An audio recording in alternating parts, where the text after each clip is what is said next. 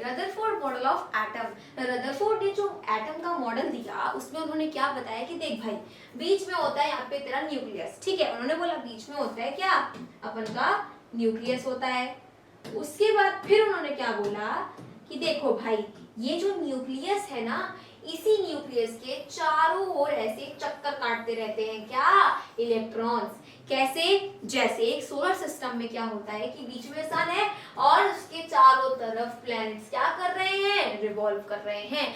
Same वही चीज यहाँ पर भी रदरफोर्ड ने बताई कि इलेक्ट्रॉन्स जो है वो क्या करते हैं, वो एटम में न्यूक्लियस के अराउंड चक्कर लगाते रहते हैं। जैसे एक सोलर सिस्टम में प्लैनेट्स सन के चारों ओर चक्कर लगाते हैं। This is our sun and ये आपके सारे के सारे प्लैनेट्स हैं, गोल गोल चक्कर लगा रहे हैं। समझ आया आपको? और ये देखिए, ये रहा आपका, इसको आपके मॉडल से रिलेट करिए, ये रहा आपका क्या, न्यूक्लियस, और ये आपके क्या है, इलेक्ट्रॉन्स हैं। और ये जो इलेक्ट्रॉन्स हैं वो ऐसे चक्कर लगा रहे हैं, ठीक, किसके अराउंड, न्यूक्लियस के अराउंड। तो ये चीज किसने बताई, रदरफोर्ड ने बताई अपने एटम के मॉडल में। अब देखिए क्या हुआ आगे कि एटम, इसके हिसाब से देखिए क्या क्या चीजें समझने में आई। On the basis of alpha particle scattering experiment, मैंने बताया कि इस एक्सपेरिमेंट के बेसिस पर इन्होंने अपना मॉडल दिया था। Rutherford gave a nuclear model of the atom. इन्होंने क्या दिया, एटम का न्यूक्लियर मॉडल दिया, यानी कि इनका ये जो एटम का मॉडल था, इससे किसकी डिस्कवरी हुई, न्यूक्लियस की डिस्कवरी हुई। Almost entire mass of an atom is concentrated in the nucleus, मैं आपको बता चुकी हूँ। उसके बाद क्या है, the electrons revolve around the nucleus in circular paths at very high speeds. The circular path of the electrons are called orbit, यानी कि ये जो न्यूक्लियस होगा, इसके चारों तरफ इलेक्ट्रॉन्स जो होते हैं वो रिवॉल्व करते रहते हैं, यानी कि उसके चक्कर लगाते रहते हैं। और वो जहां पर, मतलब जो सर्कुलर पाथ होता है, यानी कि जो चक्कर लगाते रहते हैं, वो जिस पाथ में, उस पाथ को क्या बोला जाता है, उस पाथ को ऑर्बिट कहा जाता है। उसके बाद क्या है, the electrostatic attraction between the positively charged nucleus and negatively charged electrons hold the atom together. अब देखो भाई, जो न्यूक्लियस होता है वो आपका पॉजिटिव चार्ज का होगा, इलेक्ट्रॉन जो होगा वो नेगेटिव चार्ज का होगा। तो जो इलेक्ट्रोस्टैटिक फोर्स लगेगी इनके बीच में, बिकॉज ऑफ किसकी वजह से, फिजिक्स में पढ़कर आए हैं, फिजिक्स हमारी कहती है कि जो इलेक्ट्रोस्टैटिक फोर्स लगेगी, because this is positive, this is negative, वो क्या होगा, एटम को होल्ड करके रखेगा, ठीक। उसके बाद क्या है, N atom is electrically neutral. क्यों न्यूट्रल होता है एक एटम, इलेक्ट्रिकली न्यूट्रल इसलिए होता है क्योंकि एक एटम में number of protons and number of electrons equal होते हैं, and protons are positive, electrons are negative, दोनों एक दूसरे को कैंसिल कर देंगे, ठीक। उसके बाद क्या है, most of the atom is empty space. अब यहाँ पर क्या है कि बहुत एटम में बहुत सारा जो स्पेस होता है वो खाली होता है, वो हमने अल्फा पार्टिकल स्कैटरिंग एक्सपेरिमेंट में ही देख लिया था और मैं आपको बता चुकी हूँ। अब मॉडल ऑफ एटम में उन्होंने ये सारी चीजें बताई। नई चीज क्या बताई, बस नई चीज इतनी सी बताई, क्योंकि उसी के बेसिस पर किया था ना, तो नई चीज बस इतनी सी बताई, न्यूक्लियस के चारों ओर जो इलेक्ट्रॉन है वो चक्कर लगाते रहेंगे सर्कुलर पाथ में, और वो जो सर्कुलर पाथ होगा उसको हम ऑर्बिट बोलेंगे। सिंपल सी चीज है, इतना बताया किन्होंने रदरफोर्ड एटम्स में, मतलब रदरफोर्ड मॉडल ऑफ एटम में। लेकिन हम अपने आज के समय में इसको भी नहीं पढ़ते हैं, मतलब इसमें भी कोई लिमिटेशन रही होगी, इसमें भी कोई ना कोई ड्रॉबैक आई होगी। तो जी हाँ, इनकी ड्रॉबैक क्या आई थी कि देखिए, जब अगर हम बात करें फिजिक्स की, ठीक है, क्योंकि भाई हर जगह मतलब दुनिया है भाई, तो सारे सब्जेक्ट्स का यहाँ पे यूज होना है। तो फिजिक्स में क्या होता है कि फिजिक्स में इलेक्ट्रोमैग्नेटिक थ्योरी क्या बोलती है, फिजिक्स की इलेक्ट्रोमैग्नेटिक थ्योरी ये बोलती है कि अगर कोई चार्ज्ड पार्टिकल, अगर कोई चार्ज्ड ऑब्जेक्ट एक सर्कुलर पाथ में घूम रहा है, so it will undergo acceleration. यानी कि अगर कोई चार्ज पार्टिकल है, ध्यान से सुनिएगा, चार्ज पार्टिकल है और वो घूम रहा है circular path, so it will undergo acceleration, यानी कि वो क्या करेगा, एक्सेलरेट करना स्टार्ट कर देगा, यानी कि उसके अंदर क्या आ जाएगी, एक्सेलरेशन आ जाएगी, मतलब वो एक्सेलरेशन में आ जाएगा। फिजिक्स में इतना तो हम पढ़ करके आए हैं, ठीक है, जानते हैं इतना। अब अगर वो एक्सेलरेशन में आएगा तो आगे क्या बोला जा रहा है इसमें, इस थ्योरी में, कि अगर एक्सेलरेशन में आएगा तो वो जो चार्ज पार्टिकल होगा वो क्या करेगा, एनर्जी को रेडिएट करेगा या फिर एनर्जी लूज करेगा।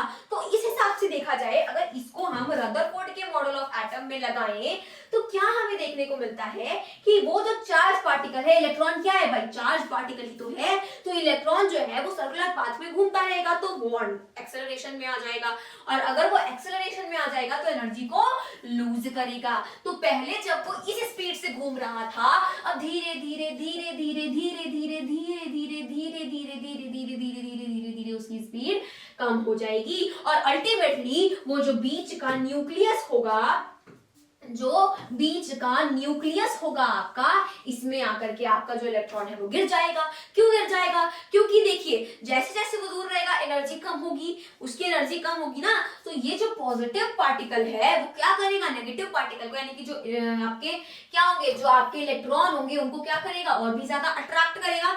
मतलब जब आपकी एनर्जी मिनिमम होती है तब आपको क्या करते हैं, तब आपको कोई भी चीज अट्रैक्ट करती है, ठीक है। यानी कि जैसे मान लीजिए अगर आपकी एनर्जी एकदम नहीं है तो आप क्या करेंगे, बहुत धीरे धीरे चलेंगे, है ना, बहुत धीरे धीरे चलेंगे, एकदम चिपक करके बैठेंगे आप कुर्सी पर कि नहीं भाई अब तो नहीं उठना, बहुत थक गया हूँ, ठीक है, एनर्जी मेरी एकदम बर्बाद हो चुकी है, खत्म हो चुकी है।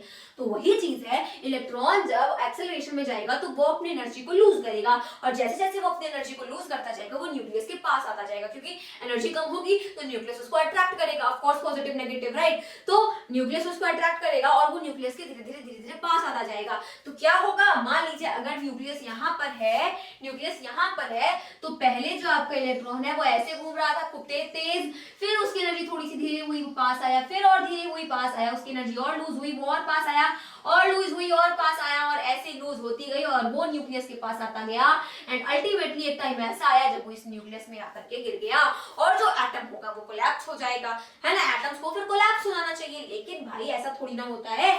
इस वजह से तो अगर इलेक्ट्रॉन चले गए तो एटम ही आपके खत्म हो जाएंगे, और हमारे सामने पूरी दुनिया खड़ी हुई है, ये देखो सारी चीजें भाई सब एटम से ही तो बनी हुई है।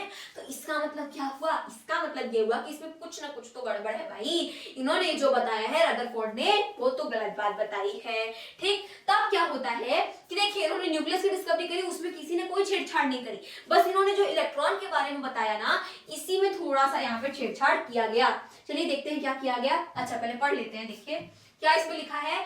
According to the electromagnetic theory of physics, if a charged particle undergoes accelerated motion, ठीक, then it must radiate energy or lose energy, ठीक है।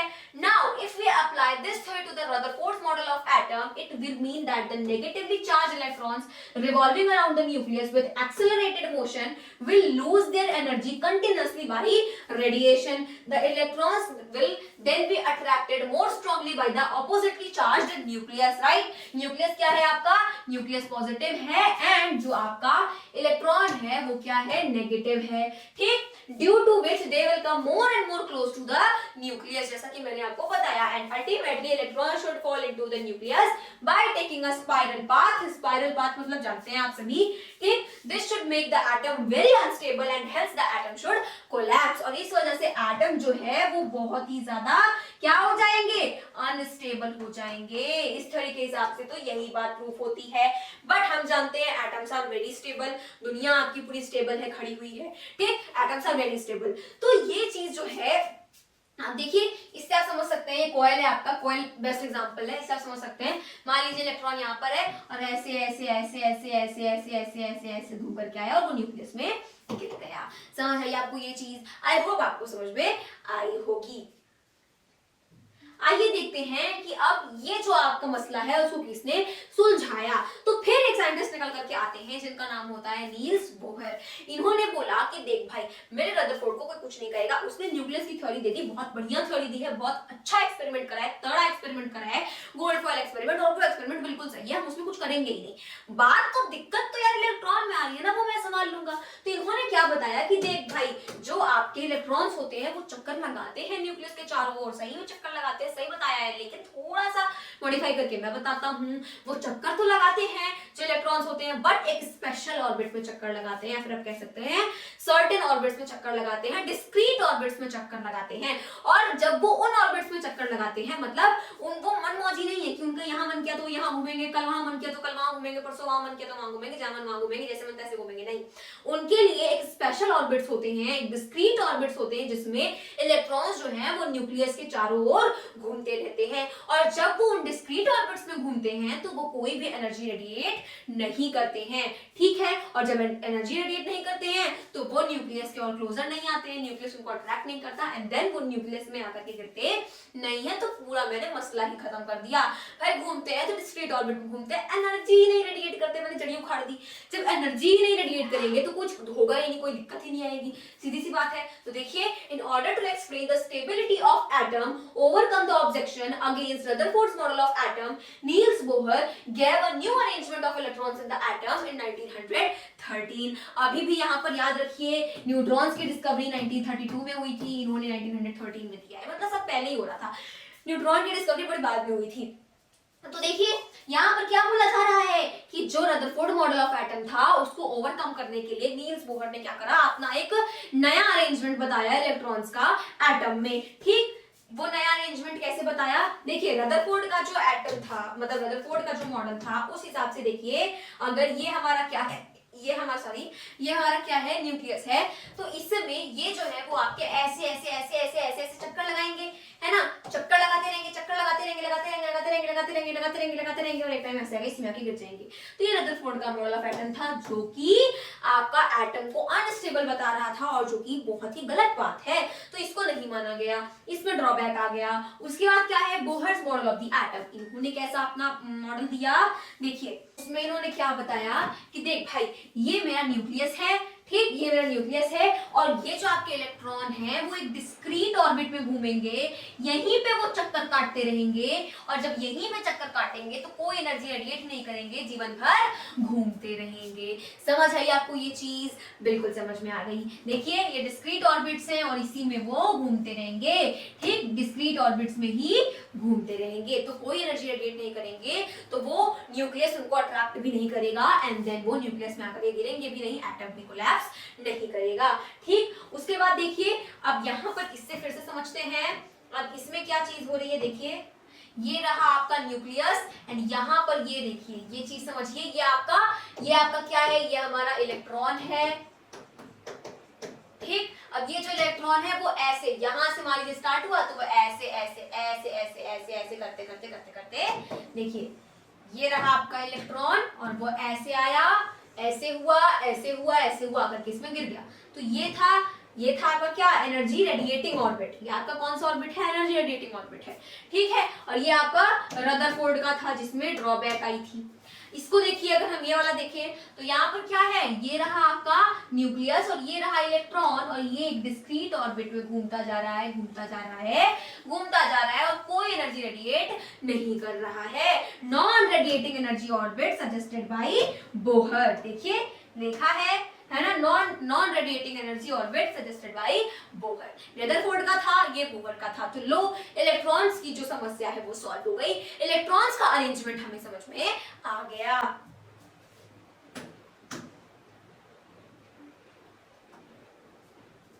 एक बार फिर से देख लीजिए रदरफोर्ड का, ताकि आपको क्लियर हो जाए। यहाँ पर ये आपका पूरा क्या है, न्यूक्लियस है ना, ये पूरा आपका न्यूक्लियस है, जिसमें ये आपके क्या है, ये आपके प्रोटॉन्स हैं, ग्रीन ग्रीन कलर वाले, ठीक। और ये आपके जो ग्रे ग्रे कलर के हैं वो क्या है, वो आपके न्यूट्रॉन्स हैं। Due to presence of protons जो आपका न्यूक्लियस होता है वो पॉजिटिवली चार्ज होता है, क्योंकि न्यूट्रॉन के पास तो कोई चार्ज ही नहीं होता, प्रोटॉन पॉजिटिव है, इस वजह से न्यूक्लियस भी पॉजिटिव हो जाता है। और ये आपका इलेक्ट्रॉन है, और ये रहे आपके इलेक्ट्रॉन के ऑर्बिट्स, जिसमें जो इलेक्ट्रॉन है वो घूम रहा है। तो ये रदरफोर्ड का मॉडल था, ठीक है। But if you talk about Bohr's model, तो वो ऐसे है, बस ऐसे ही है वो, ठीक है। According to Niels Bohr, the electrons could revolve around the nucleus in only certain orbits or certain energy levels। देखिए जो आपके ऑर्बिट्स होते हैं, जो आपके ऑर्बिट होंगे, उनको हम एनर्जी लेवल भी कह सकते हैं। देखिए each orbit having a different radius। देखिए सारे जो ऑर्बिट होंगे ना, उनका रेडियस अलग अलग होगा। अब कैसे अलग होगा, अगर मान लीजिए आपके पास ये एटम है और यहाँ पर आपका न्यूक्लियस है, तो अब कुछ इलेक्ट्रॉन मान लीजिए यहाँ पर रिवॉल्व करेंगे, कुछ यहाँ रिवॉल्व करेंगे, कुछ यहाँ रिवॉल्व करेंगे, तो देख रहे हैं सबके रेडियस में क्या है, सबके रेडियस में डिफरेंस है। तो वही चीज यहाँ पे बताई जा रही है। और मैं आपको एक चीज बता दूं कि सबसे जो आउटर मोस्ट होता है, सबसे, जैसे ये न्यूक्लियस है, सबसे आउटर मोस्ट जो आपका इलेक्ट्रॉन रिवॉल्व करेगा उसके पास सबसे ज्यादा एनर्जी होती है, और जो सबसे पास रहेगा उसके पास सबसे कम एनर्जी होगी। क्यों होगी? समझा था हमने कि जैसे जैसे वो मतलब जितना पास आएगा उतना ही उसकी एनर्जी कम होती जाएगी।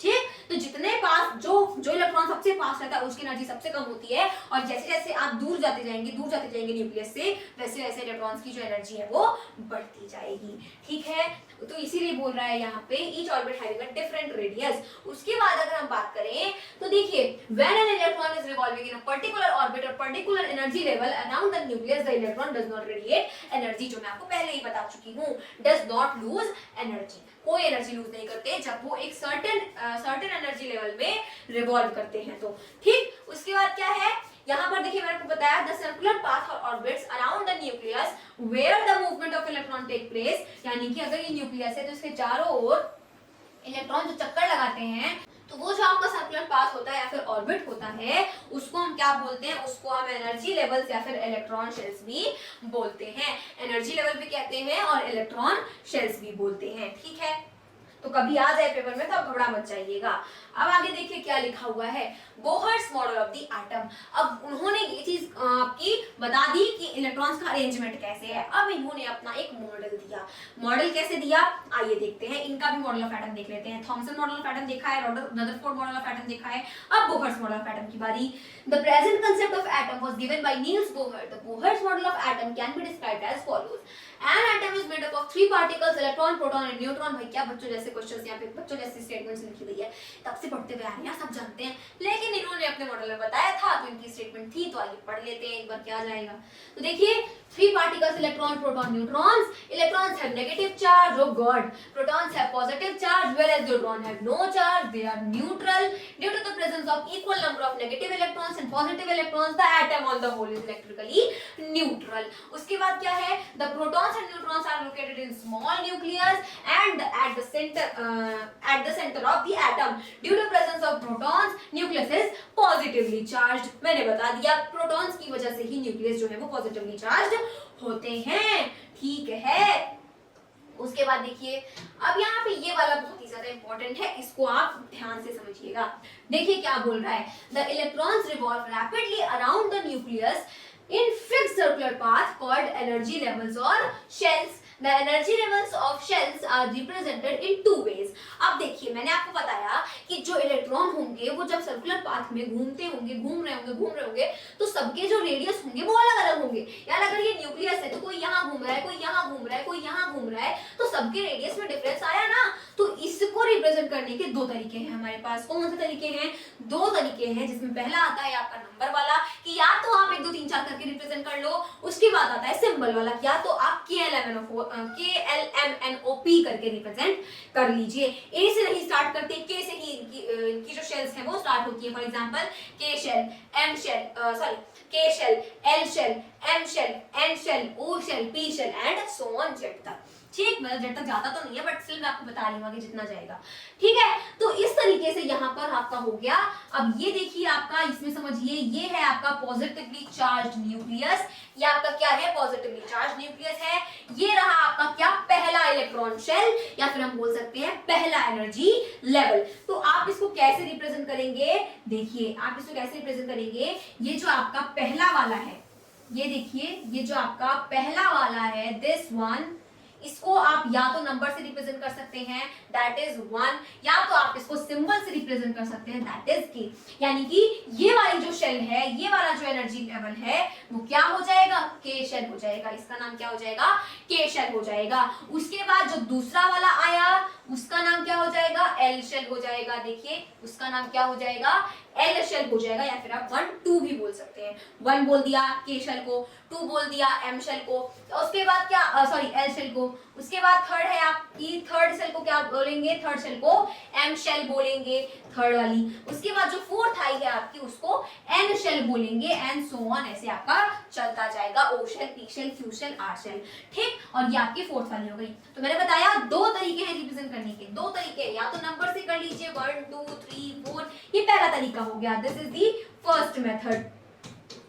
And the second method is symbol से रिप्रेजेंट कर लीजिए जस्ट लाइक KLMN, ठीक, this is the second method. तो यहाँ अगर समझना चाहें तो ये वाली जो शेल है, पहली shell this is the K shell, ठीक, दूसरी शेल जो है आपकी दिस इज L शेल, ठीक, और जो तीसरी शेल है दिस इज M शेल, आगे होती तो N शेल भी कर देते हैं हम, ठीक है। तो यहाँ पर ये बात याद रखिएगा और आप ऐसा मत करिएगा एग्जाम में कि जो बाहर वाली शेल होगी सबसे जो आउटर मोस्ट शेल होगी उसको आपने K शेल बोल दिया, इसको L शेल बोल दिया, इसको M शेल बोल दिया, इसको N शेल बोल दिया, पूरा गलत हो जाएगा, पूरे मार्क्स कटेंगे आपके। कभी भी बाहर से अंदर की ओर, ये बात आप टेप कर लीजिए, बाहर से अंदर की ओर, ये क्या, out to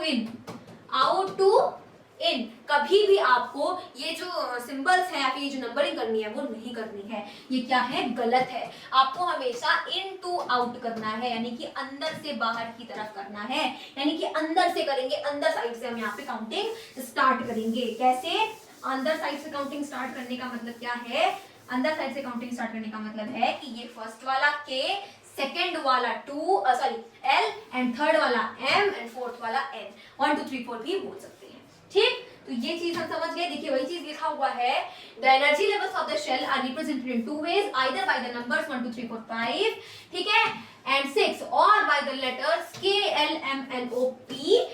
The energy levels are counted outwards. This is very important. Energy level हमेशा outward count किए जाते हैं, अंदर से बाहर की ओर काउंट करे जाते हैं।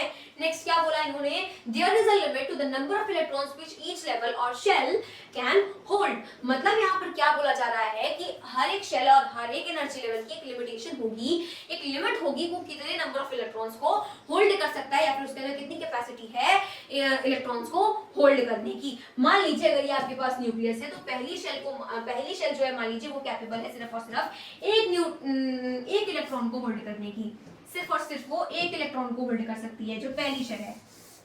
देखिए ये जो पहली शेल है वो सिर्फ और सिर्फ एक इलेक्ट्रॉन को होल्ड कर सकती है, and this is the K shell. दूसरी शेल जो है आपकी that is capable of holding 2 electrons, जो कि है आपका L शेल। उसके बाद जो थर्ड शेल है आपकी that is capable of holding 3 electrons, जो कि है आपकी M शेल। एंड उसके बाद फोर्थ शेल जो है that is capable of holding 4 electrons which is N shell, ठीक है। तो ये चीज आई होप आपको समझ में आई। अब आगे देखिए क्या बोला जा रहा है इसमें, ईच, देखिए ये चीज ध्यान समझिएगा, इसमें एक इलेक्ट्रॉन ही आएगा, इसमें 2 इलेक्ट्रॉन ही आएगा। अब जरूरी नहीं है कि इसमें एक और इसमें 2 ही आएगा, मतलब मैं फॉर एग्जांपल बता रही हूँ कि एक लिमिटेशन होगी कि एक एनर्जी लेवल में या फिर एक शेल में कितने इलेक्ट्रॉन्स आ सकते हैं। तो अगर इसकी कैपेसिटी है सिर्फ एक इलेक्ट्रॉन होल्ड करने की, उसमें गलती से 2 नहीं आ सकता है। अगर इसकी कैपेसिटी सिर्फ 2 इलेक्ट्रॉन होल्ड करने की है तो आप इसमें 4 नहीं डाल सकते हैं। अगर इसकी कैपेसिटी है सिर्फ और सिर्फ 3 इलेक्ट्रॉन्स होल्ड करने की तो आप इसमें 4 इलेक्ट्रॉन नहीं डाल सकते हैं, ठीक है। तो एक लिमिट होगी, उससे ज्यादा आप नहीं बढ़ा पाएंगे। Each energy level or shell is associated with a fixed amount of energy. The shell nearest to the nucleus having minimum energy and the shell farthest from the nucleus having the maximum energy. ये चीज मैं आपको पहले बता चुकी हूँ कि सबके जो एनर्जी लेवल होंगे वो भी फिक्स होंगे कि किसकी कितनी एनर्जी है। हर एक शेल जो है उसके पास फिक्स्ड अमाउंट ऑफ एनर्जी होगी, और जो शेल न्यूक्लियस के सबसे पास में होगी, जो शेल न्यूक्लियस के सबसे पास में होगी उसके पास क्या होगी, उसके पास सबसे कम एनर्जी होगी, उसके पास मिनिमम एनर्जी होगी। और जो शेल न्यूक्लियस के सबसे दूर होगी उसके पास मैक्सिमम एनर्जी होगी। मतलब जैसे जैसे न्यूक्लियस से दूर आप शेल की ओर जाते जाएंगे, शेल का जो एनर्जी है वो, शेल की जो एनर्जी है वो बढ़ती जाएगी, और जैसे जैसे आप न्यूक्लियस के पास आते जाएंगे शेल की एनर्जी कम होती जाएगी। I hope this is clear to you. आइए देखते हैं हम एक अपना नया टॉपिक, बहुत ही छोटा है, जो कि क्या है आपका एटॉमिक नंबर। देखिए एटॉमिक नंबर क्या होता है, अगर हम किसी भी एलिमेंट के एटम के अगर हम, आइए देखते हैं एक नया टॉपिक जो है हमारा एटॉमिक नंबर, क्योंकि इलेक्ट्रॉन प्रोटॉन न्यूट्रॉन एटम सब पढ़ लिया, अब छोटे छोटे टॉपिक देखेंगे। तो एटॉमिक नंबर किसी भी एलिमेंट का क्या होता है, देखिए atomic number of an element, atomic number of an element is equals to number of protons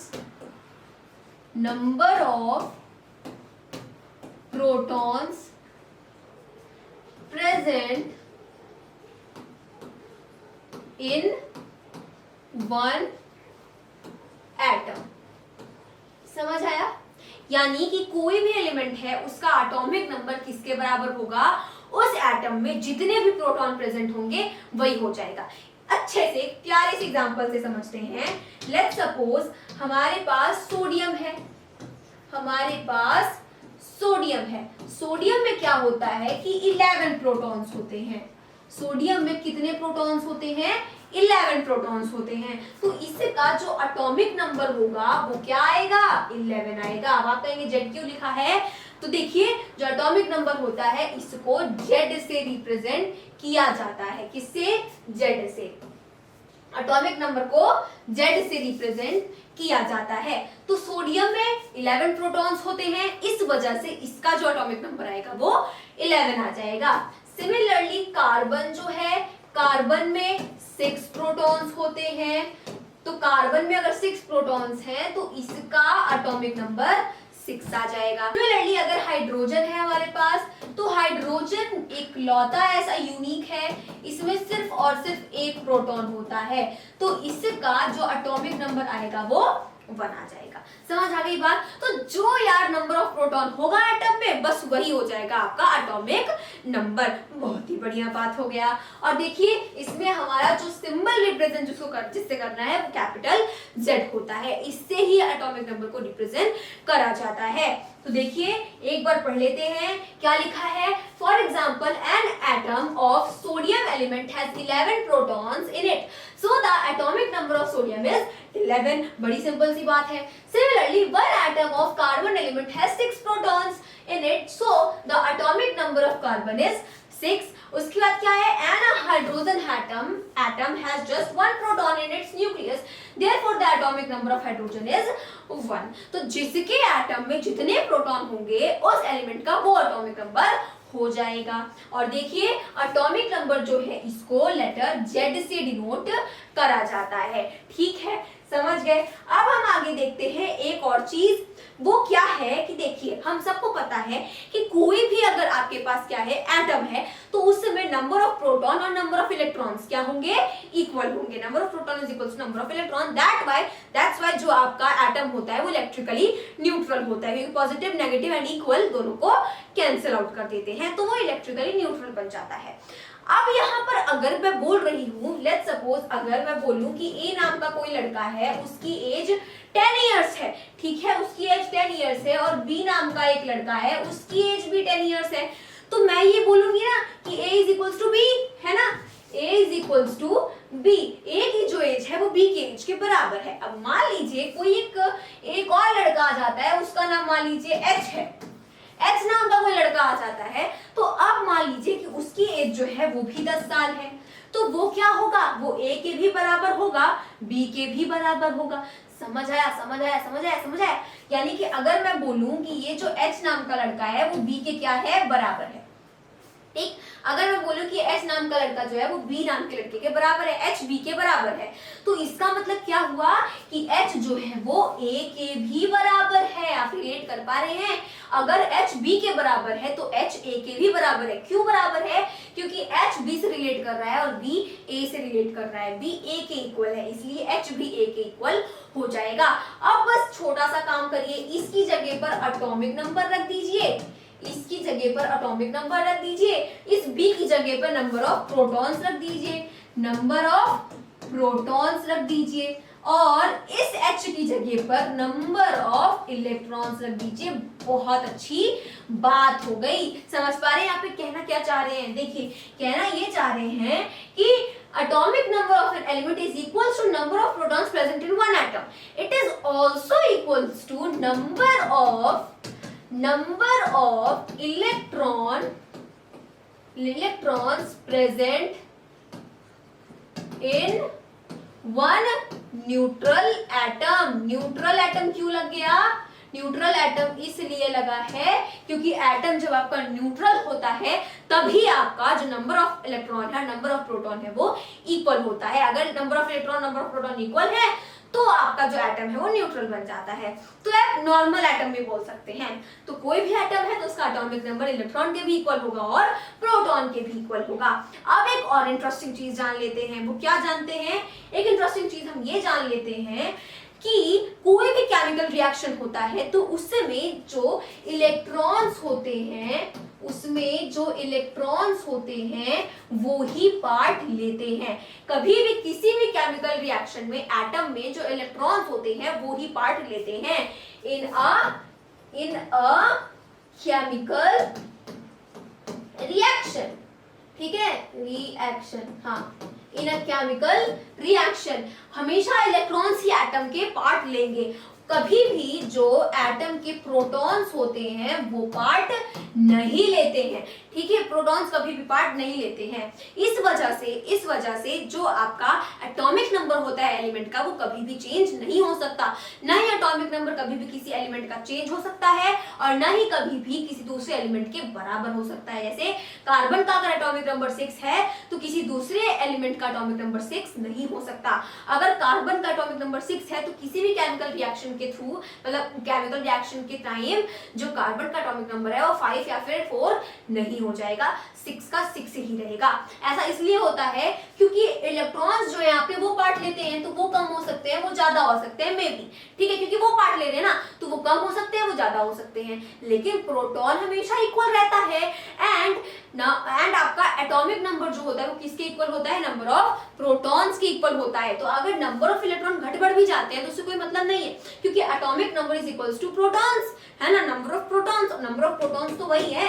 और अगर मान लीजिए कि ऐसा होता कि प्रोटॉन पार्ट लेते और इलेक्ट्रॉन नहीं लेते तो भी एटॉमिक नंबर नहीं चेंज होता, क्योंकि atomic number is also equals to number of electrons. समझ आ रही बात आपको? ठीक इसी तरीके से यहाँ पर भी आपको बताया जा रहा है कि कभी भी एटॉमिक नंबर किसी भी एलिमेंट का चेंज नहीं हो सकता और ना ही कभी भी किसी भी दूसरे एलिमेंट के एटॉमिक नंबर के इक्वल हो सकता है, क्योंकि सबकी अपनी अलग अलग क्या होती है? कैपेसिटी होती है, पावर्स होती है, यूनिट्स होती है, एनर्जी, जो भी आप बोल लो, सबका अपना अलग अलग होता है। ठीक, तो वही चीज यहाँ पर लिखी हुई है। देखिए यहाँ क्या लिखा है? इन अ नॉर्मल एटम और neutral atom the number of protons is equal to the number of electrons in it. ठीक है, so we can say that the atomic number of an element is equal to the number of electrons in a neutral atom of an element। मैंने बता दिया ये आपको, ठीक है ना, कि नंबर्स ऑफ इलेक्ट्रॉन के भी वो इक्वल हो जाएगा। उसके बाद देखिए क्या लिखा है? Only the electrons of an atom take part in chemical reactions. The protons do not take part in a chemical reaction. So, during a chemical reaction, the number of electrons in the atoms may change, but the number of protons remains the same. Thus, the atomic number of an element does not change. कभी भी atomic number किसी भी element का change नहीं होता है। During a chemical reaction, it remains the same। ठीक है, जैसे चैप्टर नंबर 3 में क्या पढ़ा था? Law of conservation of mass. उसमें क्या पढ़ा था कि वक्त बदल जाएंगे, जज्बात बदल जाएंगे, हालात बदल जाएंगे, लेकिन कभी भी जो आपका टोटल मास ऑफ रिएक्टेंट्स है वो टोटल मास ऑफ प्रोडक्ट के ही रहेगा। यानी कि कभी भी एक केमिकल रिएक्शन के थ्रू ना कोई नई चीज बन जाएगी और ना ही कोई चीज नष्ट हो जाएगी, जितना था उतना ही रहेगा। ठीक, वही सेम चीज यहाँ पर भी रिलेट करिए आप। It is clear from the above discussion that the atomic number of an element tells us two things. यानी कि कोई भी एलिमेंट है, अगर उसका एटॉमिक नंबर मैं आपको बता दूं तो उससे आप दो चीजें क्या कर सकते हैं? पता कर सकते हैं, फिर दो चीजें आप उससे कंक्लूड कर सकते हैं, दो चीजें आप समझ सकते हैं। जैसे अगर मैं आपको बता दूं कि जो यहाँ पर कार्बन होता है, या फिर सोडियम की बात करें कि जो सोडियम होता है, सोडियम का जो एटॉमिक नंबर होता है वो 11 होता है। अगर मैं आपको बता दूं कि सोडियम का जो एटॉमिक नंबर होता है वो 11 होता है, तो इससे आप दो चीजें पता कर पाएंगे। क्या? पहली बात तो ये पता कर पाएंगे कि सोडियम में कितने नंबर ऑफ प्रोटॉन्स होंगे? 11। कितने नंबर ऑफ इलेक्ट्रॉन्स होंगे? 11। तो ये दो चीजें आप पता कर लेंगे। तो देखिए यही लिखा है, it tells the number of protons in one atom of the element. ये फर्स्ट हो गया। और दूसरी क्या चीज? It tells the number of electrons in an atom of the element. तो ये था हमारा एटॉमिक नंबर। नेक्स्ट टॉपिक पे आते हैं जो कि है हमारा मास नंबर। मास नंबर क्या होता है? तो देखिए जैसा कि हम जानते हैं कि कभी भी अगर कोई एटम है तो उसमें आपके पास 3 चीजें होंगी, इलेक्ट्रॉन, प्रोटॉन एंड न्यूट्रॉन। तो जो इलेक्ट्रॉन का मास होता है, मैंने आपको बहुत स्टार्टिंग में बताया था कि इलेक्ट्रॉन का जो मास होता है वो नेग्लिजिबल होता है, ठीक है, इलेक्ट्रॉन का मास नेग्लिजिबल होता है, उसको इग्नोर कर देते हैं, ठीक है। इसी वजह से जब न्यूट्रॉन की डिस्कवरी नहीं हुई थी तो प्रॉब्लम क्या आ रही थी कि कार्बन का एटॉमिक मास 12U होता है, लेकिन कार्बन में कितने होंगे, 6 इलेक्ट्रॉन होंगे, 6 प्रोटॉन होंगे। तो अगर मैं इलेक्ट्रॉन का मास तो नेग्लिजिबल होता है तो उसको हटा दीजिए, तो 6 यूनिट तो बचा, बाकी का 6 यूनिट कहां गया। तो वो जब न्यूट्रॉन की डिस्कवरी हो गई तब पता चला कि अच्छा 6 न्यूट्रॉन होते हैं तो उसका मास है ये, ठीक। तो यही चीज यहाँ पर भी है कि जो इलेक्ट्रॉन है उसका मास तो हम लेंगे नहीं, तो जो एटम होता है उसका मास, मतलब जो रियल मास होता है वो क्या होता है, number of protons plus number of protons plus number of neutrons, ठीक है। इलेक्ट्रॉन को इसमें नेग्लिजिबल बताया गया है, इलेक्ट्रॉन का यहाँ पे इग्नोर कर देते हैं उसको, उसके मास क्योंकि उसका मास बहुत ही कम होता है। और अगर हम बात करें किसके, प्रोटॉन के न्यूट्रॉन की, तो वो लगभग इक्वल होते हैं, ठीक। तो देखिए हम यहाँ पर क्या लिखेंगे, हम यहाँ पर लिखेंगे कि mass number is equals to number of protons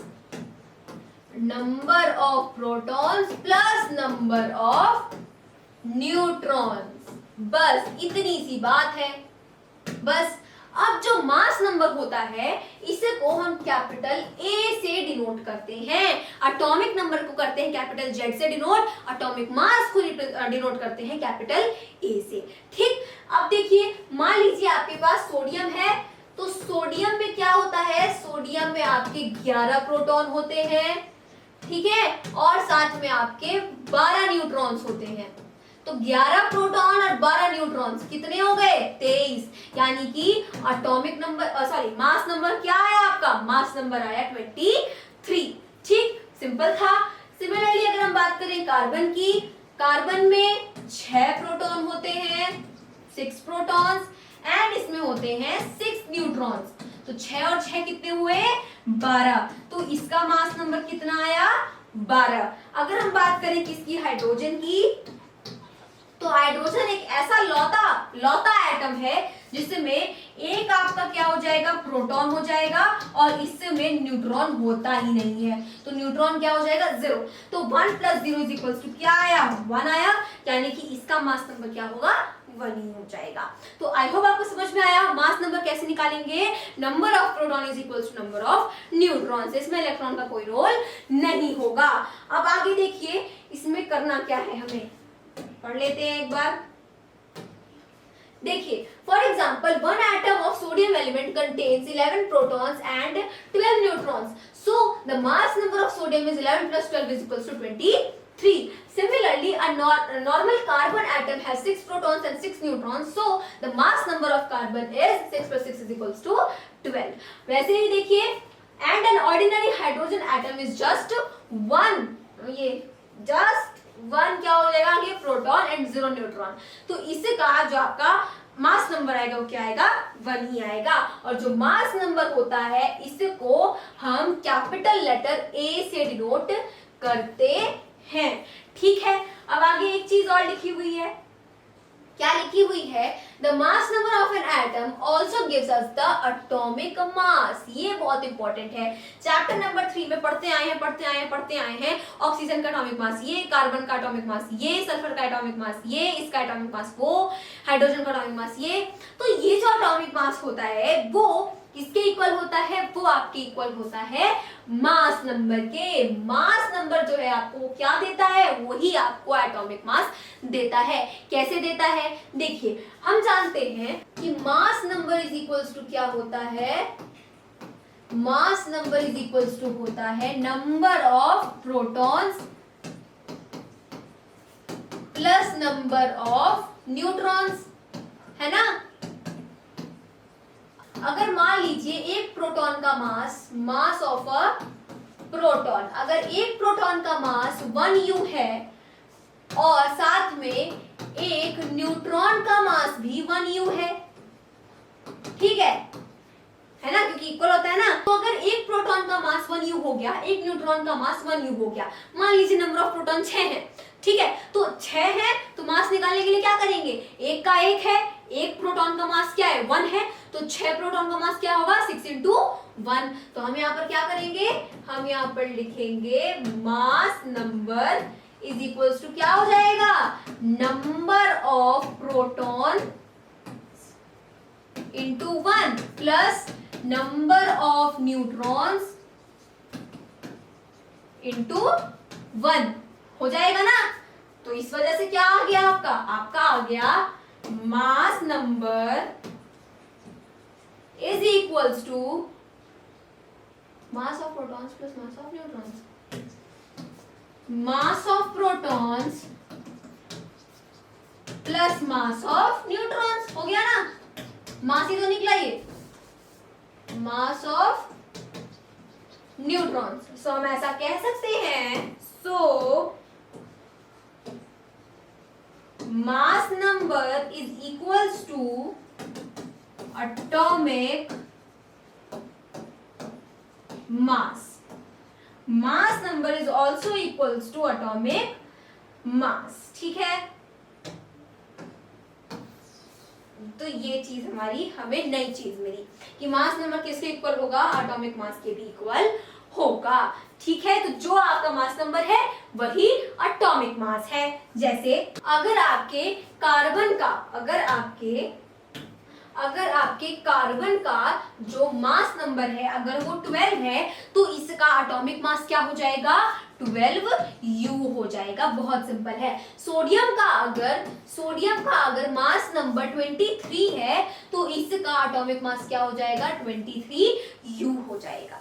simple है। अगर हाइड्रोजन का मास नंबर क्या है, हाइड्रोजन का मास नंबर अगर 1 है, तो इसका एटॉमिक मास क्या हो जाएगा 1U हो जाएगा। ये तो हम जानते ही हैं। ठीक, तो यही चीज यहाँ पर है, हम इतना समझ गए। अब आइए रिलेशन देखते हैं मास नंबर और एटॉमिक नंबर के बीच का रिलेशन। तो वो क्या होता है, देखिए अगर हम बात करें तो यहाँ पर mass number is equals to, अभी पढ़कर आए हैं, क्या होता है number of protons plus number of neutrons, है ना। यानी कि मास नंबर किसके बराबर होगा, number of protons plus number of neutrons. अब हम देख करके आए हैं कि since number of protons, number of proton is equals to atomic number, है ना। तो हम यहाँ पर अगर atomic number is equals to number of proton होता है, तो हम यहाँ पर नंबर ऑफ प्रोटॉन की जगह ये भी तो लिख सकते हैं ना। तो हमारा क्या हो जाएगा, हमारा यहाँ पर हो जाएगा mass number is equals to atomic number plus number of neutrons. देखिए नया फॉर्मूला मिला हमें मास नंबर निकालने के लिए। क्या मिला, एटॉमिक नंबर और नंबर ऑफ न्यूट्रॉन्स को जोड़ दीजिए तो भी मास नंबर आ जाएगा।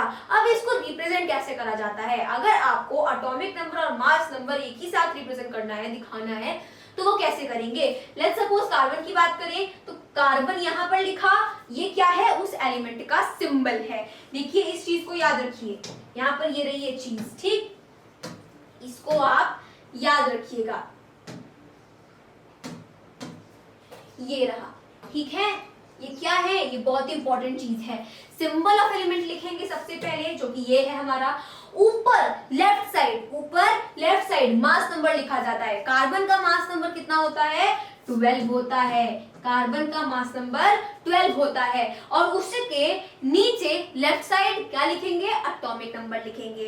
तो कार्बन का एटॉमिक नंबर क्या होता है 6 होता है, क्योंकि कार्बन में कितने प्रोटॉन्स होते हैं 6 प्रोटॉन्स होते हैं। तो कार्बन का एटॉमिक नंबर क्या हो गया 6 हो गया, मास नंबर क्या हो गया 12 हो गया, बिकॉज नंबर ऑफ प्रोटॉन्स भी 6, नंबर ऑफ न्यूट्रॉन्स भी 6, तो 6 + 6 12। तो ऐसे आप यहाँ पर रिप्रेजेंट कर सकते हैं। ऐसे ही करिएगा, इधर उधर ऊपर नीचे मत लिख दीजिएगा। अगर आपने 6 ऊपर कर दिया 12 नीचे कर दिया तो भी गलत हो जाएगा, क्योंकि तब वो 6 क्या रिप्रेजेंट करेगा, मास नंबर रिप्रेजेंट करेगा। और कार्बन का मास नंबर 6 नहीं होता है 12 होता है। ठीक है, तो ये हो गया आपका कि कैसे हम रिप्रेजेंट करेंगे और क्या रिलेशन होगा आपका एटॉमिक नंबर और मास नंबर के बीच में। नेक्स्ट टॉपिक अब हम क्या देखेंगे, arrangements of electron in the atoms, यानी कि जो इलेक्ट्रॉन है उसको कैसे अरेंज करा गया। मान लीजिए अगर कोई आपका एटम है, किसी भी एलिमेंट का एटम है और उसका कुछ ना कुछ क्या है, कुछ ना कुछ उसका एटॉमिक नंबर है। अब वो जो उसका एटॉमिक नंबर होगा, atomic number is equals to number of electrons. तो अगर हमें इलेक्ट्रॉन्स को क्या करना है, अरेंज करना है उस एटम में, तो हम कैसे करेंगे। ऐसे हमें पता है सब में क्या होती है, शेल्स होती हैं अलग अलग, K shell, L shell, M shell, L shell. तो ये सभी जो शेल्स होती हैं इनमें कितने इलेक्ट्रॉन्स हम कैसे भरेंगे, या फिर हम पहले अंदर वाली शेल एल की के शेल में भरेंगे, उसके बाद हम एल फिर एम फिर एन, या फिर पहले हम एन में भरेंगे उसके बाद एम फिर एल फिर के, ऐसे भरेंगे। तो वो चीज जानना क्या था, जरूरी था कि कैसे यहाँ पर इलेक्ट्रॉन्स को अरेंज करा जाएगा। तो देखिए क्या लिखा है, we will now describe how the electrons fill up the various energy levels और शेल्स इन एन एटम। देखिए यहाँ पर लिखा है, it is a well known fact that a system is more stable when it has the minimum energy. यानी कि अगर कोई भी सिस्टम है तो वो सबसे ज्यादा स्टेबल कब रहेगा, जब उसके पास बिल्कुल कम से कम एनर्जी होगी।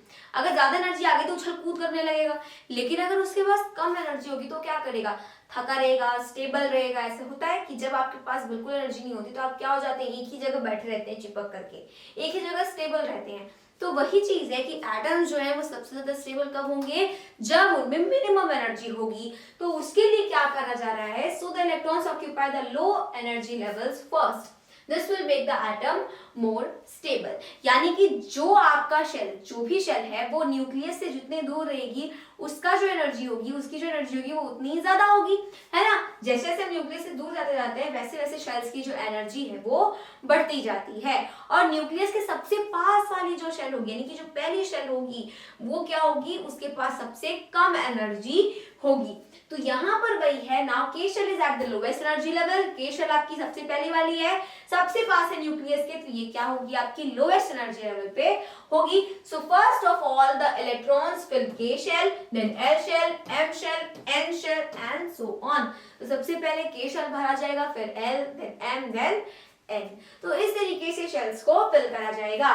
तो देखिए यहाँ पर आपकी के शेल है, ये आपकी फर्स्ट एनर्जी लेवल हो गई, एल शेल है second energy level, M shell है third energy level and N shell है जो कि है fourth energy level. Energy level भी बोला जाता है और या फिर इसको हम इलेक्ट्रॉन शेल्स भी बोलते हैं। तो देखिए K shell, L shell, M shell, N shell. अब यहाँ पर क्या है कि जैसे के के नीचे लिख रखा है 2, यहाँ पे लिख रखा है 8, यहाँ लिख रखा है 18, यहाँ लिख रखा है 32। तो ये क्या है, ये आपके मैक्सिमम नंबर ऑफ इलेक्ट्रॉन्स हैं जो कि शेल में आ सकते हैं। जैसे अगर हम बात करें के शेल की, तो के शेल में मैक्सिमम कितने नंबर ऑफ इलेक्ट्रॉन्स आप फिल कर सकते हैं, सिर्फ 2। ऐसे नहीं होता कि आप अपनी मर्जी से 10 डाल दिए, उसमें 2 ही डाल दिया, बाकी वाले को खाली रख दिया, ऐसे नहीं होगा। के शेल पे हमेशा 2 ही इलेक्ट्रॉन्स आप फिल कर सकते हैं। एल शेल में अगर हम देखें तो उसमें आप 8 इलेक्ट्रॉन्स फिल कर सकते हैं, एम शेल में 18 और एन शेल में 32 इलेक्ट्रॉन्स मैक्सिमम फिल करे जा सकते हैं। तो यहाँ पर देखिए क्या लिखा हुआ है, the arrangement of electrons in the various shells or energy levels of an atom of the element is known as electronic configuration of the element। ये जो भरने वाली चीज है, ये हमने 4 इलेक्ट्रॉन इसमें डाल दिए, 2 इलेक्ट्रॉन इसमें डाल दिए, 8 इसमें डाल दिए, ये इसमें डाल दिए। तो जब हम इलेक्ट्रॉन्स को फिल करते हैं, भरते हैं, तो उस चीज को हम क्या बोलते हैं, इलेक्ट्रॉनिक कॉन्फ़िगरेशन ऑफ एलिमेंट बोलते हैं। क्या बोलते हैं, electronic configuration of element. In order to write down electronic configuration of an element, we should know 2 things। हमें 2 चीजें पता होनी चाहिए इलेक्ट्रॉनिक कॉन्फ़िगरेशन लिखने के लिए। We should know the number of electrons in one atom of the element। अरे भाई आपको नंबर ऑफ इलेक्ट्रॉन पता होने चाहिए। जैसे आपको यही नहीं पता है, मतलब आपको यही नहीं पता कि आपको जाना कहाँ है, बस आपको इतना पता है कि हाँ जाना है, तो वही बात हो गई कि आपको इलेक्ट्रॉनिक कॉन्फ़िगरेशन लिखना तो है लेकिन यही नहीं पता है कि इलेक्ट्रॉन कितने हैं। तो आपको सबसे पहले क्या पता होना चाहिए कि इलेक्ट्रॉन उस एटम में कितने हैं। जैसे ऑक्सीजन में आपके 8 इलेक्ट्रॉन्स होंगे, कार्बन में 6 इलेक्ट्रॉन्स होंगे, तो ऐसे आपको पता होना चाहिए कि एक एटम में कितने इलेक्ट्रॉन्स हैं। We should know the maximum number of electrons that can be accommodated in different shells of the atom. जैसे कि मैंने आपको बताया कि K शेल में सिर्फ 2 आ सकते हैं, L शेल में 8 आ सकते हैं, M शेल में आपके 18 आ सकते हैं और N शेल में आपके कितने आ सकते हैं, 32 आ सकते हैं। तो आपको ये भी पता होना चाहिए। मान लीजिए K शेल में सिर्फ और सिर्फ 2 ही आ सकते हैं। आपने क्या करा कि अगर आपका नंबर ऑफ इलेक्ट्रॉन्स तो आपको पता है वो 8 है, नंबर ऑफ इलेक्ट्रॉन्स मान लीजिए ऑक्सीजन की वो 8 है। अब आपने क्या करा कि आपको इलेक्ट्रॉनिक कॉन्फ़िगरेशन लिखनी है, तो आपने क्या करा, आपको पता ही नहीं है कि K शेल में मैक्सिमम 2 ही आ सकते हैं, तो आपने अपनी मर्जी से इधर 5 डाल दिया और दूसरे वाले में 3 डाल दिया, तो 5,3 लिख दिया। तो ये गलत हो जाएगा क्योंकि ये पहला जो 5 है वो K शेल का है, K शेल में मैक्सिमम 2 ही आ सकते हैं। तो आप क्या करेंगे, आप यहाँ पे 2 लिखेंगे। अब 2 के बाद कितने बचे इसमें, 8 में 6 बचा, तो हम आगे क्या कर देंगे, 6 कर देंगे क्योंकि L शेल की मैक्सिमम कैपेसिटी कितनी है, 8 की है, 8 इलेक्ट्रॉन्स लेने की है और हम 6 ही डाल रहे हैं तो वो सही होगा। ठीक है, तो आपका 2 एंड देन 6 हो गया। तो ये इलेक्ट्रॉनिक कॉन्फ़िगरेशन सही होगा, अपनी मर्जी से कुछ भी नहीं लिख सकते हैं। The number of electrons in an atom of the element is given by the atomic number of the element because the number of electrons in an atom of the element is equal to the atomic number of the element. इतना तो हमें पता है कि किसी भी element का जो एटॉमिक नंबर होगा वही उसका नंबर ऑफ इलेक्ट्रॉन्स भी होगा। ऐसे कार्बन का एटॉमिक नंबर 6 होता है, नंबर ऑफ इलेक्ट्रॉन्स भी उसमें 6 ही होंगे। ऑक्सीजन का एटॉमिक नंबर 8 होता है, तो उसमें नंबर ऑफ इलेक्ट्रॉन्स भी कितने होंगे, 8 ही होंगे। तो ये चीज आपकी इक्वल होती है, ये हम पहले भी देखे हैं। देखिए, the maximum number of electrons which can be put in a particular energy level or shell was given by Bohr and Bury. Bohr and Bury ने ही बताया था कि अगर एक आपकी शेल है तो उसमें मैक्सिमम कितने नंबर ऑफ इलेक्ट्रॉन्स आप पुट कर सकते हैं, कितने नंबर ऑफ इलेक्ट्रॉन्स आप डाल सकते हैं।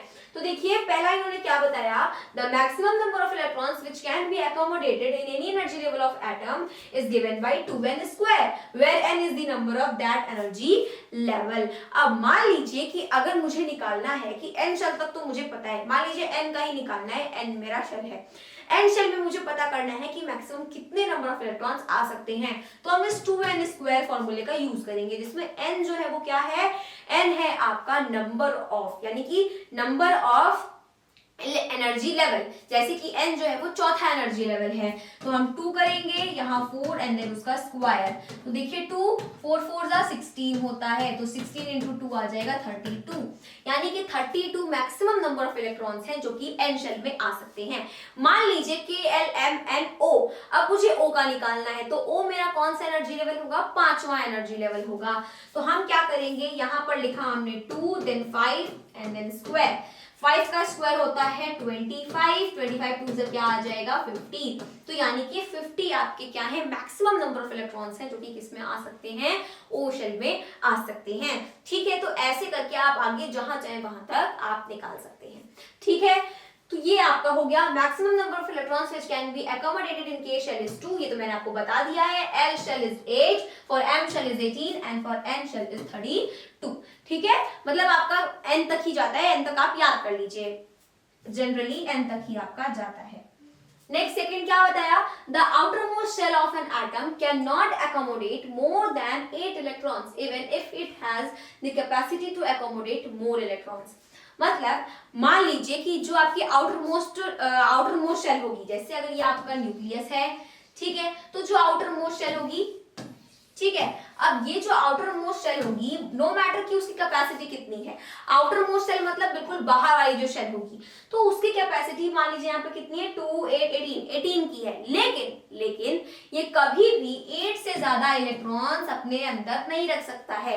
मान लीजिए कि अगर यहाँ पर 18 इसकी कैपेसिटी तो है लेने की, लेकिन ये आउटर मोस्ट शेल है, इसलिए ये हमेशा अपने अंदर 8 इलेक्ट्रॉन्स को ही रख पाएगा। ठीक है, if however the outermost shell of an atom is the first shell or K shell, then it cannot accommodate more than 2 electrons। मान लीजिए, अब आपके दिमाग में ये भी आएगा कि अगर मान लीजिए कि जैसे हीलियम है आपका, तो हीलियम में क्या होता है, हीलियम में आपका एक ही शेल रहेगा, उसमें 2 ही इलेक्ट्रॉन होते हैं, तो हीलियम में आपका एक ही शेल आएगा, तो जैसे कि वो हो गया आपका K शेल। लेकिन हमने तो पढ़ रखा है यार कि K शेल की जो मैक्सिमम कैपेसिटी होती है वो तो आपकी 2 इलेक्ट्रॉन्स लेने की होती है, तो K शेल ही यहाँ पर मेरा क्या है, आउटर मोस्ट शेल है, क्योंकि इसके आगे और कोई शेल नहीं है, तो K ही मेरी आउटर मोस्ट शेल है, तब तो इसको 8 इलेक्ट्रॉन से अकोमोडेट करने चाहिए, लेकिन नहीं, यहाँ पे वो 8 इलेक्ट्रॉन अकोमोडेट नहीं करेगा, 2 का है तो 2 ही करेगा। अगर मान लीजिए आपकी एल शेल आ गई आगे, तो एल शेल की कैपेसिटी तो आपकी 8 इलेक्ट्रॉन्स रखने की होती ही है, और अगर साथ में ये आउटर मोस्ट है तो 8 इलेक्ट्रॉन्स ही अपने अंदर फिल करेगा। अगर मेरे पास आगे एम शेल है तो एम शेल की कैपेसिटी भले 18 इलेक्ट्रॉन्स लेने की होती है, लेकिन अगर वो आउटर मोस्ट शेल है, याद रखिएगा, समझिए, अगर वो आउटर मोस्ट शेल है, अगर वो आउटर मोस्ट शेल है, तब उसको सिर्फ और सिर्फ 8 इलेक्ट्रॉन्स ही अपने अंदर रखने होंगे, उससे ज्यादा वो नहीं रख सकता, नो मैटर उसकी कैपेसिटी कितनी है। Electrons in an atom do not occupy a new shell unless all the inner shells are completely filled with electrons.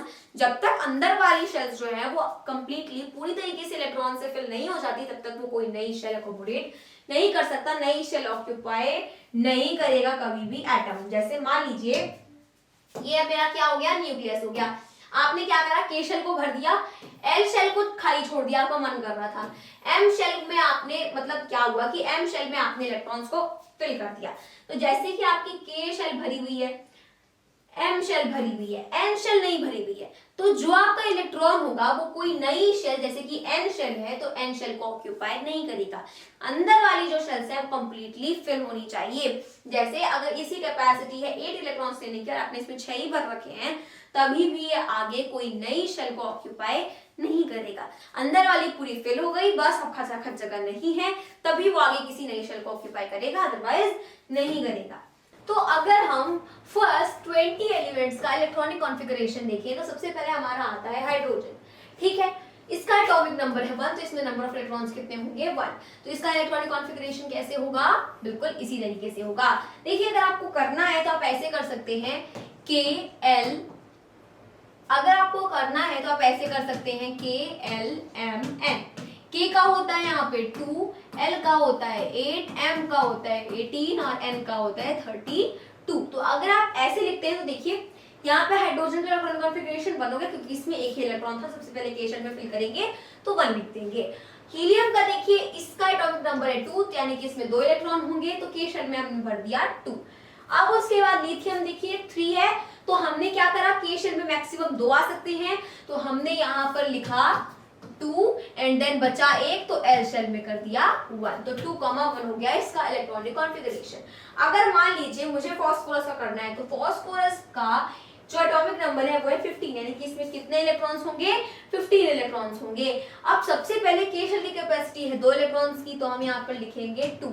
उसके बाद कितना बचा, 13 बचा, 8 भर देंगे यहाँ पर हम, तो 10 हो गए। अब कितने बचे, 5 बचे, तो हम 5 यहाँ पर भर देंगे। तो देखिए ये हो गया इलेक्ट्रॉनिक कॉन्फ़िगरेशन। 2 थी मैक्सिमम कैपेसिटी के शेल की, 8 थी मैक्सिमम कैपेसिटी किसकी, एल शेल की, उसके बाद एन की थी 18, लेकिन हमारे पास बचे सिर्फ 5 इलेक्ट्रॉन्स, तो हम आराम से भर सकते हैं।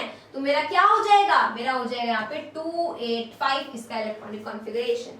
अब यहाँ पे देखिए नियॉन, नियॉन का जो एटॉमिक नंबर है वो है आपका 10, और इसमें देखिए 2,8 है। अब ये जो है आपके ऑक्टेट, डुप्लेट, ये क्या होते हैं वो अभी हम आगे देखेंगे।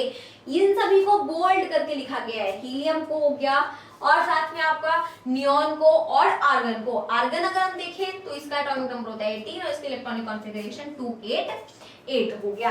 आप यहाँ पर इलेक्ट्रॉनिक कॉन्फ़िगरेशन को ऐसे भी दिखा सकते हैं, जैसे आपके पास क्या है, हाइड्रोजन है, हाइड्रोजन में क्या होता है, हाइड्रोजन में आपके पास सिर्फ और सिर्फ 1 इलेक्ट्रॉन होगा, तो ये हमने बनाया न्यूक्लियस, उसके आगे बनाया हमने इस तरीके से के शेल और उसमें बना दिया 1 इलेक्ट्रॉन। उसी तरीके से अगर हम बात करें हीलियम की, तो ये न्यूक्लियस है और यहाँ पे आपके आ गए 2 इलेक्ट्रॉन। लिथियम में देखिए इधर के शेल में 2 इलेक्ट्रॉन, फिर एल शेल में 1 इलेक्ट्रॉन।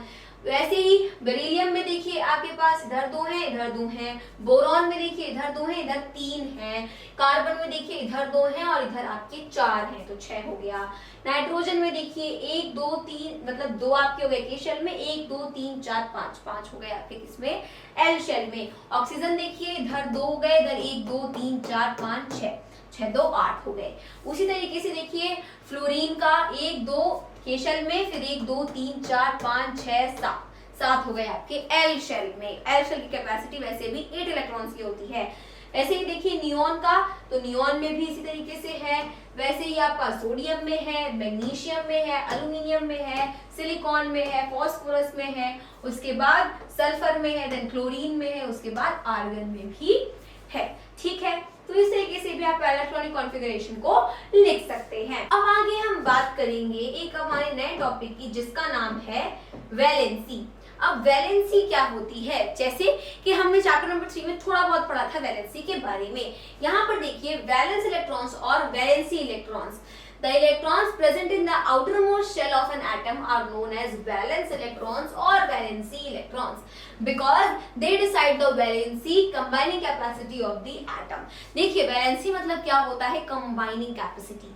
मतलब कि अगर सबसे पहले तो वैलेंसी इलेक्ट्रॉन्स या फिर वैलेंस इलेक्ट्रॉन्स होते क्या हैं, अगर आपके पास क्या है कोई एटम है तो उसकी जो आउटर मोस्ट शेल होगी, उसकी जो आउटर मोस्ट शेल होगी ना, यानी कि ये वाली जो शेल होगी उसमें जितने भी इलेक्ट्रॉन होंगे वो उतने ही आपके क्या होंगे, वैलेंस इलेक्ट्रॉन्स होंगे। मान लीजिए अगर आपके पास क्या है, जैसे यहाँ पर अगर हम देखें तो ये मेरे पास जैसे कि अगर बोरॉन है तो बोरॉन में देखिए के शेल में मेरे यहाँ पे 2 इलेक्ट्रॉन्स हैं। एल शेल हमारी इसमें क्या है, आउटर मोस्ट शेल है। तो एल शेल अगर मेरी आउटर मोस्ट शेल है तो उसमें 1 2 3 इलेक्ट्रॉन हैं। तो बोरॉन के केस में जो मेरे इलेक्ट्रॉन्स होंगे, वैलेंस इलेक्ट्रॉन्स होंगे, वो कितने इलेक्ट्रॉन्स होंगे, 3 इलेक्ट्रॉन्स होंगे। 3 इलेक्ट्रॉन्स आपके क्या हो जाएंगे, वैलेंस इलेक्ट्रॉन्स हो जाएंगे। तो सीधी सी बात है, आउटर मोस्ट शेल में किसी भी एटम के जितने भी इलेक्ट्रॉन्स प्रेजेंट होते हैं उनको हम वैलेंस इलेक्ट्रॉन्स बोलते हैं। अब आगे क्या है, only the valence electrons take place in chemical reactions because they have more energy than all the inner electrons of an atom. यानी कि अंदर के जितने भी आपके एटम्स होंगे, एटम में इलेक्ट्रॉन्स होंगे, उन सबसे ज्यादा एनर्जी किसमें होती है, वैलेंस इलेक्ट्रॉन्स में होती है। इसलिए जब भी कोई भी केमिकल रिएक्शन होता है तो हमेशा वही इलेक्ट्रॉन पार्ट लेता है, अंदर वाले इलेक्ट्रॉन्स पार्ट नहीं लेते हैं किसी भी केमिकल रिएक्शन में। ठीक है, अब आगे क्या है, इनर्टनेस ऑफ नोबल गैसेस। अब नोबल गैसेस क्या होती है, नोबल गैसेस मतलब कि जिनका सब कुछ पूरा है, मतलब जिनके पास सब कुछ है, किसी चीज की उनको कमी नहीं है। मान लीजिए कि आपके पास जैसे कुछ नोबल गैसेस कौन कौन सी हैं, हीलियम हो गया, नियॉन हो गया, आर्गन हो गया, क्रिप्टन हो गया, जिनॉन हो गया, रेडॉन हो गया। अब इनका अगर हम एटॉमिक नंबर देखें तो जैसे हीलियम का है 2, तो इलेक्ट्रॉनिक कॉन्फ़िगरेशन तो आपकी 2 ही हो जाएगी। अब इस समय जो number of electrons in the outermost shell होगा वो क्या होगा, 2 होगा, क्योंकि इसमें एक ही शेल है, वो के शेल है, और जो आउटर, और वही आपकी के शेल क्या बनी हुई है, आउटर मोस्ट शेल बनी हुई है। तो उसमें कितने इलेक्ट्रॉन्स हैं, 2, तो 2 ही आपके वैलेंस इलेक्ट्रॉन्स होंगे इस केस में। अगर हम बात करें नियॉन की, तो नियॉन का इलेक्ट्रॉनिक कॉन्फ़िगरेशन 2,8 है, आउटर मोस्ट शेल मेरी एल शेल है, यानी कि आउटर मोस्ट शेल में 8 इलेक्ट्रॉन्स हैं, तो मेरे वैलेंस इलेक्ट्रॉन्स कितने होंगे, 8। आर्गन में देखिए एटॉमिक नंबर 18 और इलेक्ट्रॉनिक कॉन्फ़िगरेशन 2,8,8। अब इसमें भी देखिए 8 आपके क्या हैं, 8 आपके हैं वैलेंस इलेक्ट्रॉन्स। क्रिप्टन में देखिए 2,8,18,8, यहाँ पे क्या आ गया, 8 आ गया। वैसे ही देखिए जिनॉन में 54 एटॉमिक नंबर है, अब 2,8,18,18,8 8 यहाँ पर भी आउटर मोस्ट शेल में 8 इलेक्ट्रॉन्स हैं। ठीक है, वैसे ही देखिए कि यहाँ पर आपका रेडॉन है, रेडॉन का इलेक्ट्रॉनिक कॉन्फ़िगरेशन कैसे होगा, एटॉमिक नंबर 86 है, 2,8,18,32,18,8, तो यहाँ पर मेरे पास आ जाएगा 8। ठीक है, अब यहाँ पर देखिए कि आपने, मतलब हमने क्या देखा था, हमने यहाँ पे ये देखा था कि जो आपका एन शेल होता है, ये आपकी एन शेल है, तो एन शेल का जो होता है उसकी कैपेसिटी कितनी होती है, 32 इलेक्ट्रॉन्स की होती है। तो हम यहाँ पर ऐसा भी तो कर सकते थे कि इस 8 को इसी में डाल देते, लेकिन नहीं, हमने आपको बताया है रूल में कि रूल में क्या होता है, जो मैंने आपको बताया था रूल, उसमें ये था कि आपकी जो आउटर मोस्ट शेल होगी उसमें हमेशा 8 इलेक्ट्रॉन्स ही होंगे। तो अगर आपने क्या करा, आउटर मोस्ट शेल में आपका जो भी है, अगर आपने उसमें 8 से ज्यादा कर दिया तो वो गलत हो जाएगा, इलेक्ट्रॉनिक कॉन्फ़िगरेशन वो गलत होगी। तो इसलिए आउटर मोस्ट शेल में हमेशा 8 ही रहेगा, चाहे कैपेसिटी जितनी भी हो। तो हम इस 8 को इधर भी ला सकते थे, लेकिन हमने नहीं लाया, 8 हमेशा आउटर मोस्ट शेल में ही रहेगा। ठीक है, आउटर मोस्ट शेल में कितने इलेक्ट्रॉन्स आएंगे, हमेशा 8 इलेक्ट्रॉन्स आएंगे।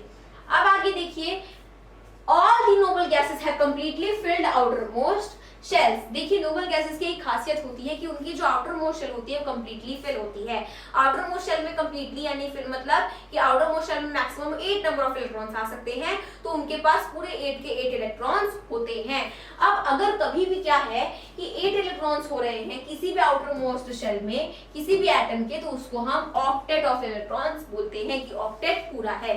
जैसे अगर कोई एटम है उसकी आउटर मोस्ट शेल में 8 इलेक्ट्रॉन है तो हम ऐसा बोलेंगे कि ऑक्टेट आपका पूरा है।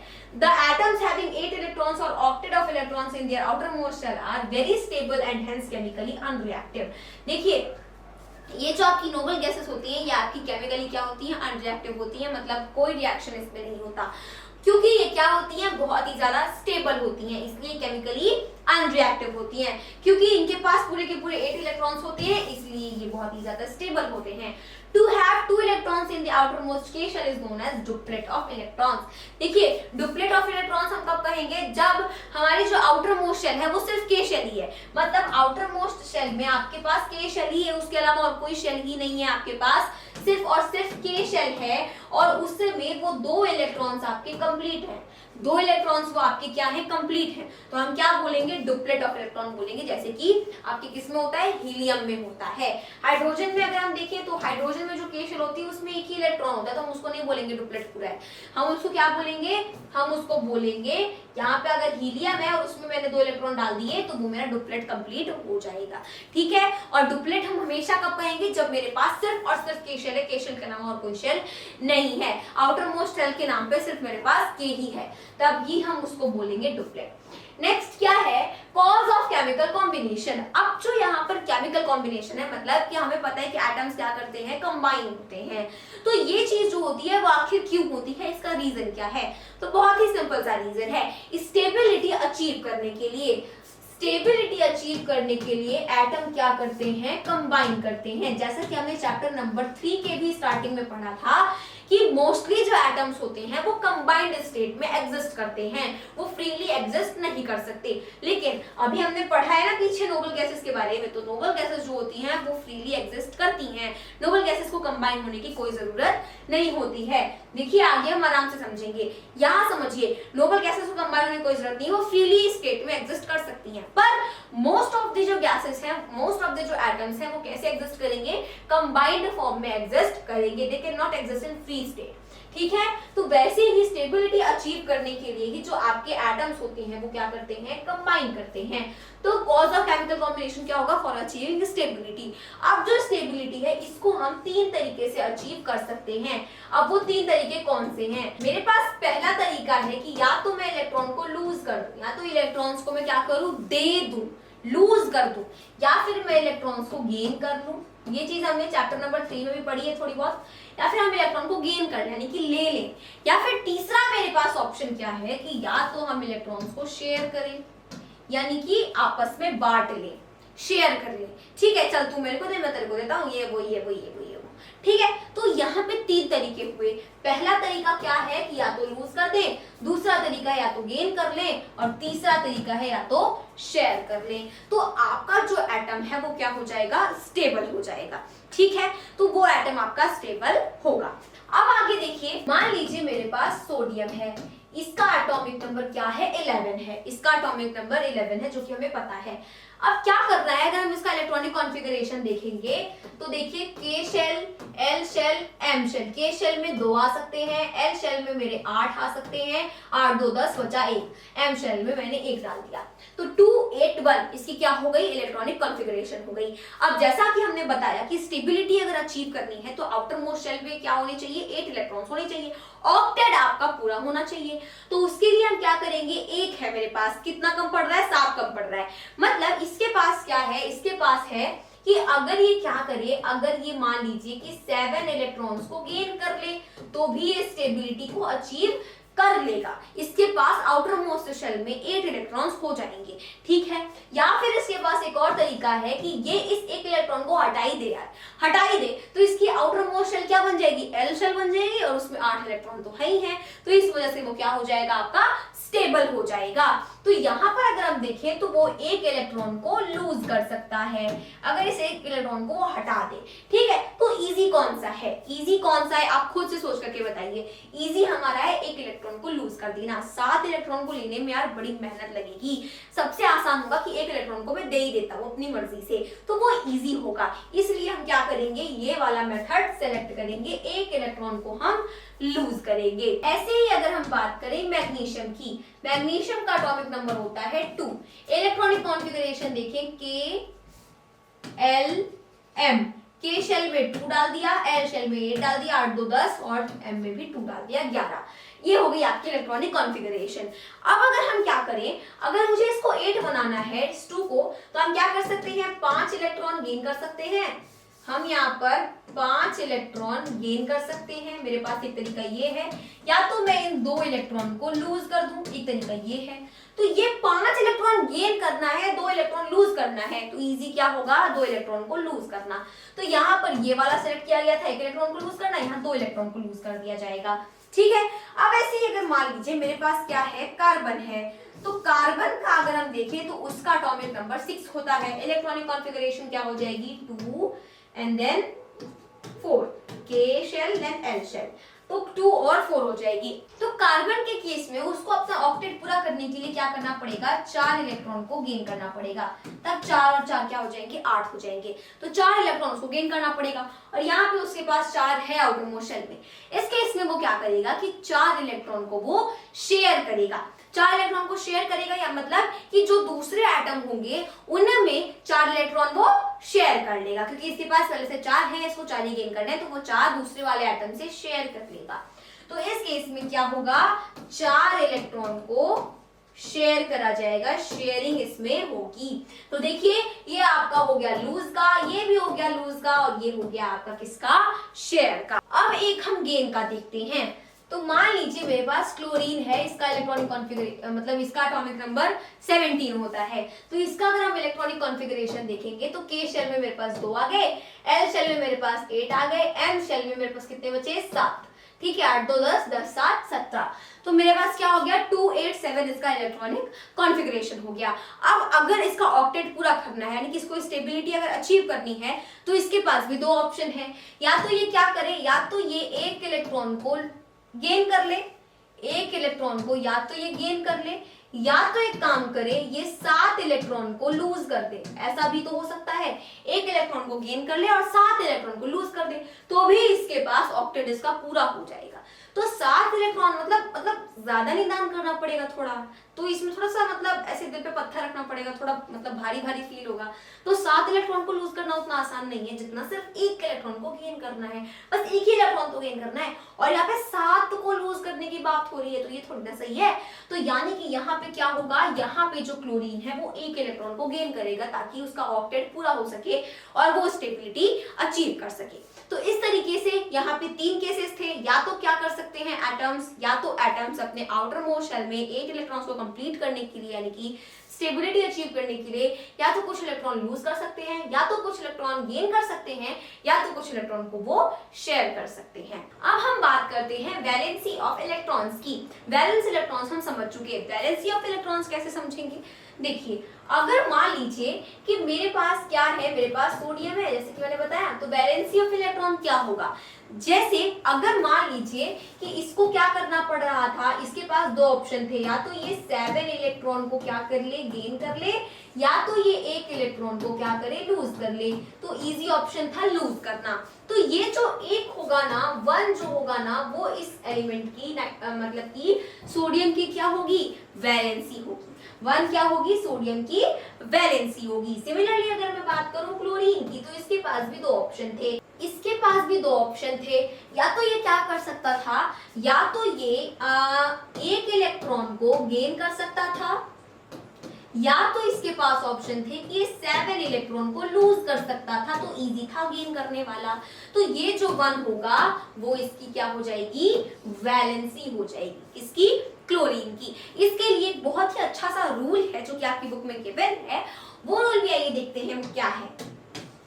वो रूल आपका सिंपल सा है कि valency of metals, valency of metals, metals की जो वैलेंसी होती है ना, मेटल्स की अगर मैं वैलेंसी की बात करूं तो वो हमेशा किसके इक्वल होगा, नंबर ऑफ वैलेंस इलेक्ट्रॉन्स। तो यहाँ पर मेरा आ जाएगा is equals to number of valence electrons. जैसे कि मैंने एग्जांपल किसका लिया था, सोडियम का लिया था, तो उसके जो वैलेंस इलेक्ट्रॉन है अगर मैं बात करूं तो सोडियम का वैलेंस इलेक्ट्रॉन भी एक ही होता है। सोडियम की जो आउटर मोस्ट शेल है आपकी, जो आउटर मोस्ट शेल है किसकी, सोडियम की, उसमें एक ही इलेक्ट्रॉन है, तो 1 क्या है, उसका वैलेंस इलेक्ट्रॉन है, और 1 ही क्या होगी, उसकी वैलेंसी होगी। तो कभी भी अगर मेटल की वैलेंसी की बात आ जाए तो वो हमेशा उसके वैलेंस इलेक्ट्रॉन के इक्वल होती है।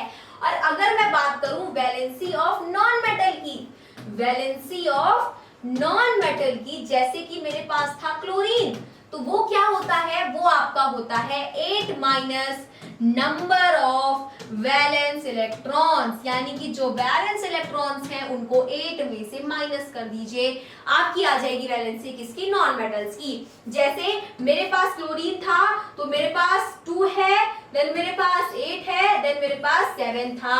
तो अगर मैं देखूं तो उसकी जो आउटर मोस्ट शेल है उसमें आपके 7 क्या थे, इलेक्ट्रॉन्स थे, तो 7 क्या हो गए, उसके वैलेंस इलेक्ट्रॉन्स हो गए। तो 8 में से अगर मैं 7 को माइनस करूं आई विल गेट 1, और 1 की उसकी क्या होगी, वैलेंसी होगी। तो I hope this is clear to you.